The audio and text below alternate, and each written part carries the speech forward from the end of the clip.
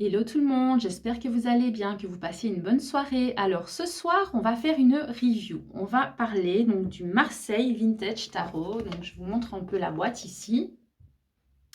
Alors c'est un jeu que je viens de recevoir, donc que j'ai commandé parce que ça faisait des mois, des mois que j'avais vraiment envie de l'avoir. Donc finalement, bah, je l'ai pris, hein, donc voilà, je l'ai pris. Donc c'est l'édition Le Scarabeo et c'est dessiné par Anna Maria Morsucci et Mattia Ottolini. Donc si je lis bien, voilà. Donc c'est un jeu en fait qui a été inspiré du tarot de Marseille de Nicolas Convert de 1760.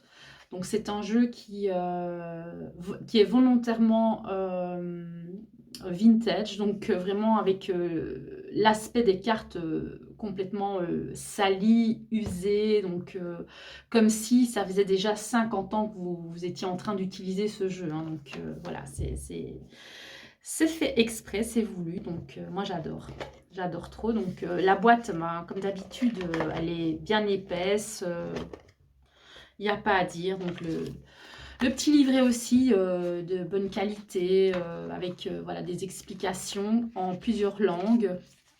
Vous avez par contre ici, donc moi sur ma commande, j'ai pas fait attention, mais il n'y a pas le français. Enfin en tout cas moi ça ne me dérange pas vu que je parle couramment donc l'anglais et l'italien, puisque là vous avez donc l'anglais, l'italien, l'espagnol, le portugais, et il y a encore une autre langue, je vous le montre. Je ne sais pas si vous arriverez à voir avec le focus.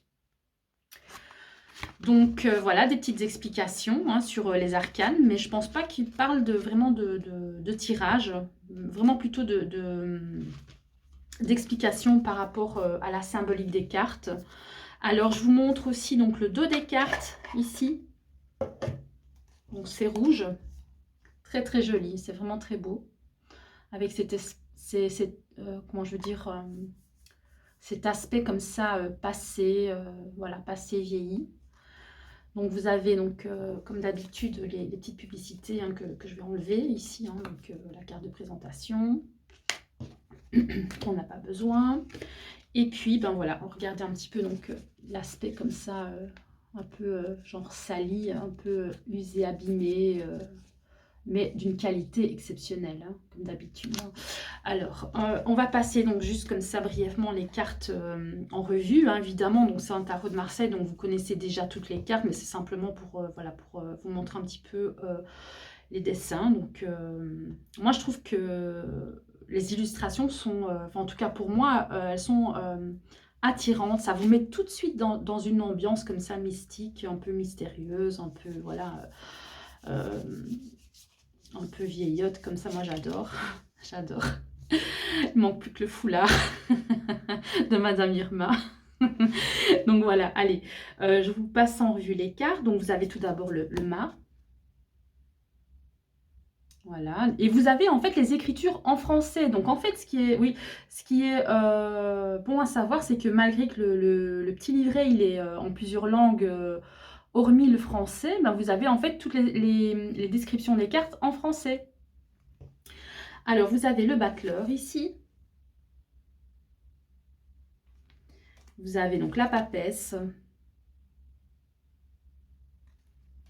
l'impératrice,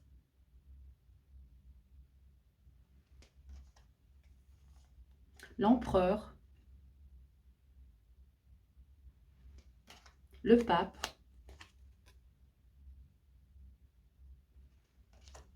l'amoureux, le chariot. Donc les couleurs, en fait, elles sont douces hein, quand même. Elles sont un peu pastel comme ça. Donc, c'est pas agressif du tout. La justice, l'ermite,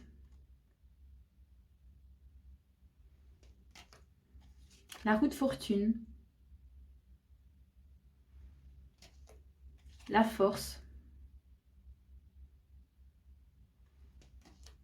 le pendu, l'arcane sans nom. Même l'arcane sans nom, je trouve que c'est d'une douceur, quoi. C'est fou, mais voilà. Donc, alors, vous avez donc la tempérance, le diable, la maison Dieu, l'étoile,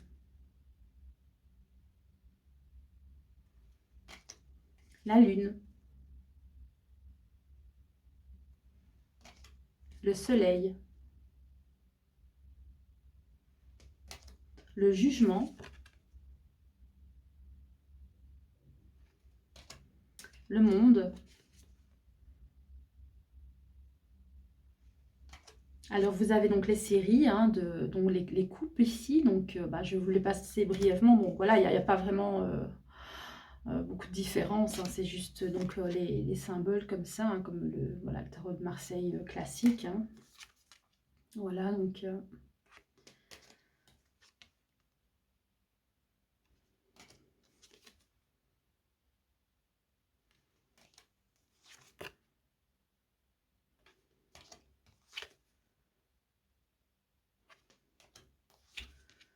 Donc le 8 de coupe, le 9 et... Ah non, non ça c'est le 10, pardon. J'en ai raté une. Donc oui, non, il y a le 9 ici. Voilà, le 8, il est là. Ok, donc on a toutes les cartes. 8, 9, 10. Alors, vous avez donc le valet de coupe ici. Le chevalier de coupe. La reine de coupe. Le roi de coupe. Ensuite, vous avez donc les deniers.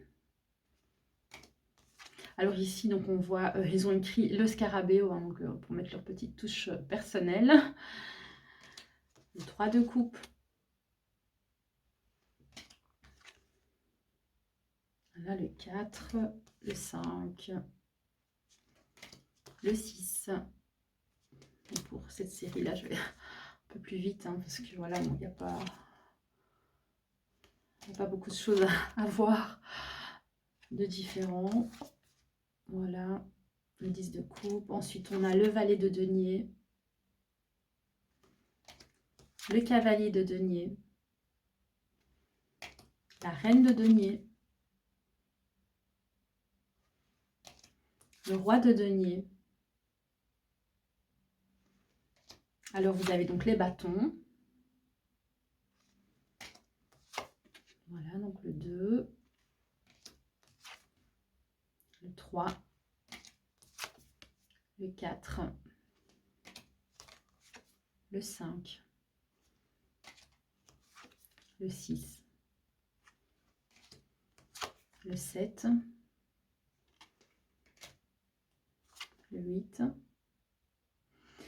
Par contre, je me demande si il y a un sens en fait. Vous voyez, si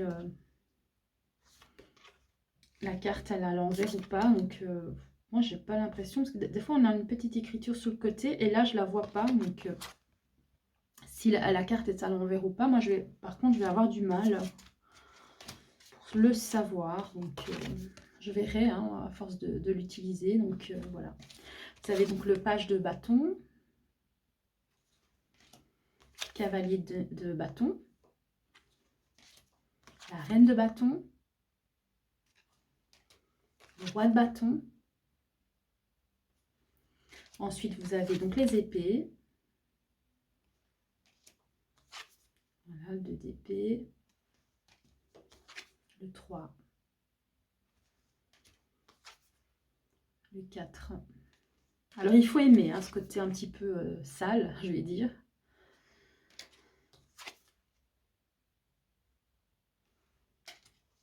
Donc ici, on est arrivé au 7,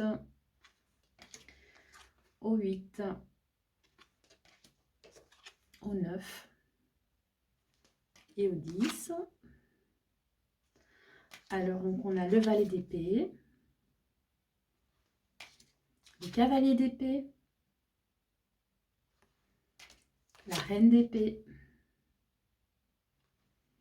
et le roi d'épée. Voilà, donc pour mélanger, je vous dis, hein, c'est vraiment super méga agréable de les mélanger. Travailler avec, voilà, c'est super. Les cartes, elles sont, voilà, comme je le disais, je ne sais pas si je l'ai dit, qu'elles étaient légèrement plus petites, mais je ne pense pas que je l'ai dit. Elles étaient légèrement plus petites que un jeu de tarot classique, par exemple. Ici, je vais prendre voilà, Star aussi. Bah, mais c'est de quelques millimètres, hein, ça ne se voit pas, pas trop. Je ne sais pas si je vais réussir à vous montrer. Vous voyez ici, on ne voit pas trop. Et du coup, ben, enfin, moi qui ai des petites mains, ben, c'est beaucoup plus facile pour travailler. Hein. Donc, voilà, j'espère que cette petite guidance vous aura plu. Moi, j'ai terminé. J'espère que je n'ai rien oublié, hein, parce que je ne suis pas une pro des vidéos de review. Mais si vous avez une petite question par rapport à ce jeu, avant de l'acheter, je vais dire, n'hésitez pas à me faire... à me poser la question en commentaire, je vous répondrai. Et puis voilà, donc c'est tout. Je pense que j'ai tout dit. Donc encore une fois, je vous souhaite une excellente soirée. N'hésitez pas à mettre un like sur la vidéo si celle-ci vous a plu. N'oubliez pas de vous abonner à la chaîne pour voir donc les autres vidéos. Et puis je vous dis à très bientôt. On se retrouve pour les guidances intemporelles. Bisous tout le monde!